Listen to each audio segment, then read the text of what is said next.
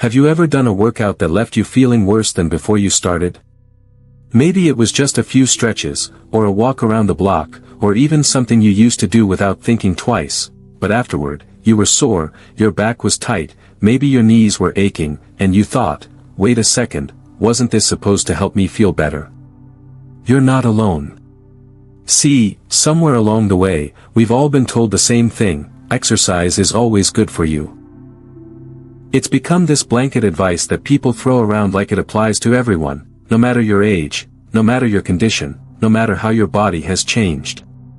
But here's the truth nobody really says out loud: not all exercises are safe for seniors. In fact, some of them might actually be doing more harm than good. Now, don't get me wrong, movement is powerful. Staying active can be one of the best things you do for your body, your mind, and your independence as you get older. But if you're not careful, if you're doing the wrong kind of movement, well, that healthy routine could be setting you up for injuries, joint pain, and even dangerous falls. And I get it, you might be thinking, how am I supposed to know which exercises to trust? Well, that's exactly why we're here today. In this video, I'm going to walk you through 3 exercises you should never do as a senior, no matter how popular they are or how many times you've seen them recommended.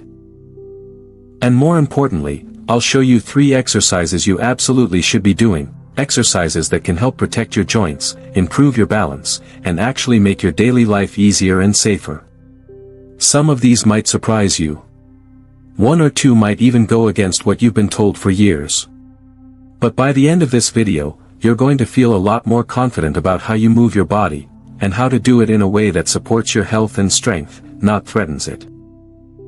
So, before we dive in, do me a quick favor. If you're ready to take charge of your health and feel stronger in your daily life, comment below, "I'm here for health." And if you care about staying informed, safe, and active, or you're looking out for someone you love, go ahead and hit that subscribe button and join our family here at Elderly Wisdom Tips. Because around here, we believe that growing older doesn't mean growing weaker. It just means we have to get a little smarter about how we move. Ready? Let's get into it. Let's talk about the first exercise on the never do list for seniors: standing toe touches. Now, you've probably done this one before, right? Maybe during a morning stretch, or in a group class at your local rec center. The instructor says, let's loosen up, reach down, touch your toes. Everyone bends over without thinking twice. But here's the thing, you do it too, and suddenly you feel this uncomfortable pull in your lower back. Maybe even a sharp twinge. You straighten up, rub your back, and tell yourself, it's just stiffness, I'll work through it. But let me ask you something, what if that twinge is your body's way of saying, please stop? See, standing toe touches might look harmless, even helpful. But for many seniors, they're a hidden danger. This movement places too much pressure on your lower spine, especially if your core muscles aren't strong enough to support your posture on the way down. And if you have arthritis, disc thinning, or even just tight hamstrings, which most older adults do, bending over like this can cause strain, imbalance, and in some cases, lasting injury. Now, I know what some people think: stretching is good for you. That's just how we stay flexible. But here's the truth, not all stretches are created equal. And as we age, our tendons become less elastic. Muscles lose some of their bounce. That means aggressive stretches, like reaching all the way down to your toes, can actually do more harm than good. Especially when done quickly, or without support. So, what's a better option? Instead of forcing your body into a risky forward bend, try this: sit comfortably on a chair with your legs extended forward. Gently reach toward your knees or shins, not your toes, and hold that position. Keep your spine long, and your back relaxed. This seated hamstring stretch gives you flexibility in a way that's safe, supported, and sustainable. You'll feel a nice release in the back of your legs, without risking your back. And remember, it's not about how far you can reach. It's about what your body needs to move better today, and tomorrow. But toe touches aren't the only classic move that needs rethinking. Let's take a closer look at another one that's been sold as a must-do for decades, but may actually be completely wrong for seniors: the sit-up. Let me tell you about John. John's a 72-year-old subscriber of ours. He reached out a few weeks ago with a story I've heard far too many times. He said, "I was just trying to stay in shape. I did a few crunches like I used to back in the day. Next thing I know, sharp pain near my ribs. Pulled a muscle. And you know what he told me next? I thought I was just strengthening my core." Now, John meant well. He was doing what many of us have been told for years: if you want a strong body, start with your abs. That's been the message for decades. But here's what no one says until it's too late: sit-ups and crunches. They're not your friend as you get older. In fact, they can quietly do more harm than good. Let me explain why. First off, when you do a traditional sit-up or crunch, you're not just working your core. You're compressing your spine, again and again, with every rep. That forward curling motion puts a lot of pressure on the discs in your lower back. For younger bodies, that might not be a big deal. But for seniors, especially those dealing with spinal degeneration, osteoporosis, or even just normal aging, that repetitive pressure can lead to serious injury. And here's the other problem: they don't even work the way people think. Crunches don't do much to improve balance. They don't strengthen the deep muscles that actually stabilize your body when you stand, walk, or get out of bed. So what are you really getting from them? Not much, except a sore back and possibly a pulled muscle, like John. Now, let's shift gears. What's a better, safer way to build real core strength? Try this: pelvic tilts. Lie flat on your back, knees bent, feet on the floor. Gently rock your pelvis forward and back, feeling your lower back press lightly into the surface beneath you. Or, if getting down on the floor isn't ideal, seated knee lifts work wonders. Just sit up tall in a sturdy chair, lift one knee a few inches off the ground, hold for a moment, then switch sides. You'll feel your lower belly activate, without the strain on your spine. Both of these movements help strengthen your deep abdominal muscles. They improve posture, stability, and day-to-day function. And the best part? They're joint-friendly, back-friendly, and completely safe for most seniors. There's one more risky move on our list. And I'll be honest, it might surprise you. Because it's something we've all been told is the gold standard of staying fit. But for seniors, running might be doing the exact opposite. Let me introduce you to Mary. Mary's 68. Retired, active, full of energy, and determined to get back in shape. She laced up an old pair of sneakers and started jogging every morning, just like she did in her 40s. A week later, she emailed us. "My knees are swollen, my shins feel like they're on fire, and I can barely get up from the couch.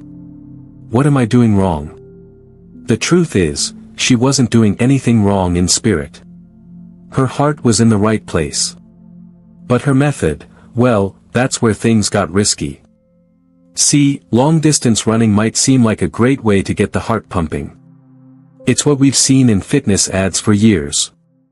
But as we age, our bones become thinner. Our joints lose cartilage. Muscles recover more slowly. That pounding rhythm of foot against pavement. It's not just exercise, it's impact. Repeated, jarring impact. For seniors with arthritis, osteoporosis, or even mild joint degeneration, this kind of high-impact movement can lead to shin splints, inflamed joints, strained ligaments, and a whole lot of frustration.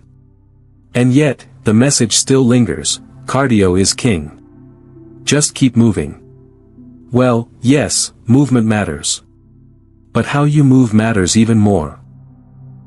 So, if running is off the table, what can you do instead?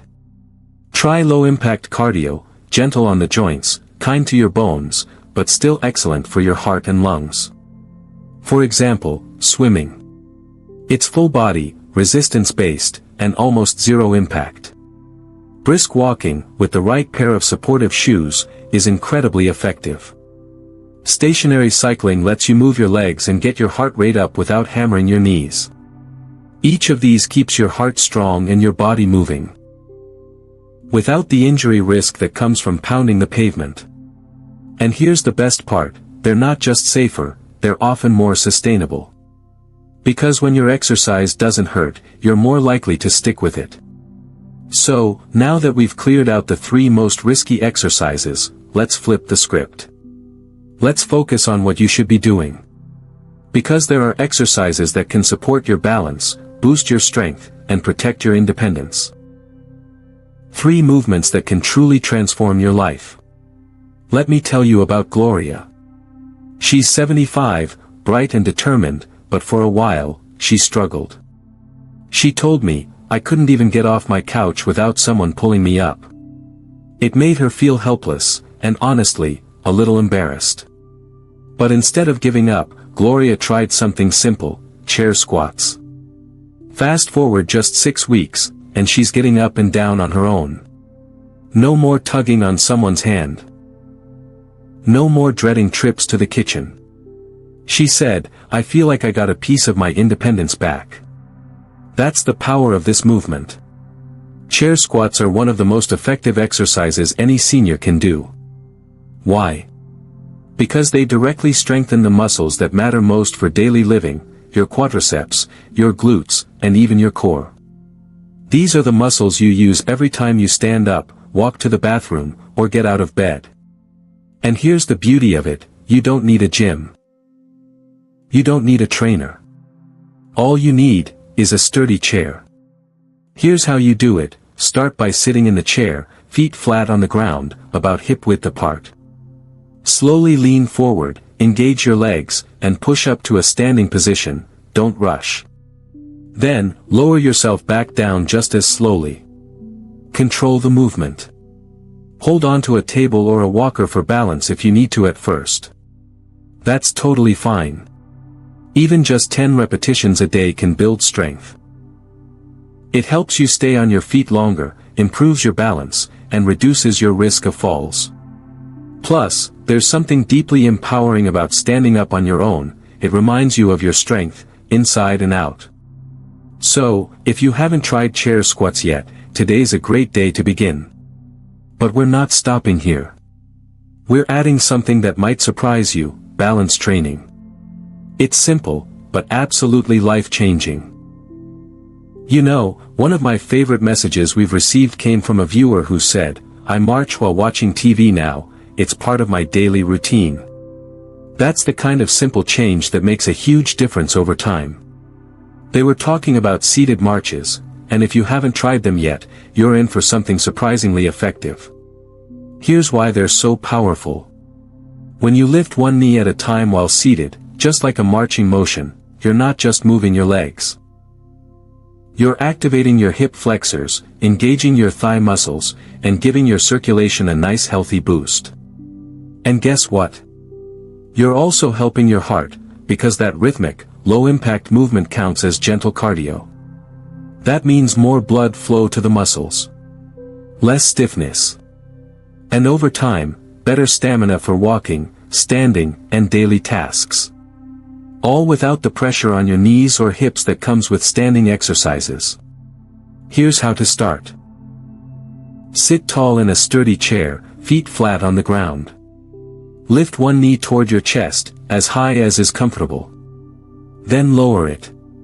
Alternate legs, like you're marching in place. Keep your back upright, your shoulders relaxed, and move at your own pace. If you're just beginning, try 10 marches per leg. Over time, you might work up to 20, or even do them for a full minute straight. And the best part? You can do this while watching your favorite show, listening to music, or even during a phone call with a loved one. Little by little, your legs get stronger, your balance improves, and you begin to feel more in control of your body. But let's not forget about the upper body, because keeping your arms, shoulders, and chest strong matters just as much. Which brings us to a favorite in our Elderly Wisdom Tips community, wall push-ups. simple, safe, and surprisingly satisfying. Let me tell you about George. He's 80 years old and has always been a proud, independent man. But over time, he started struggling with simple things, like opening heavy doors, or lifting grocery bags. He felt like his strength was slipping away, and he didn't know what to do. Until he found wall push-ups. George started small, just 3 reps a day. That was it. No gym. No equipment. Just him and a wall in his hallway. After 2 weeks, he was doing 15. And you know what he told us? I feel stronger opening doors again. I can carry more. I feel like I got my arms back. That's what strength does, it gives you back your freedom.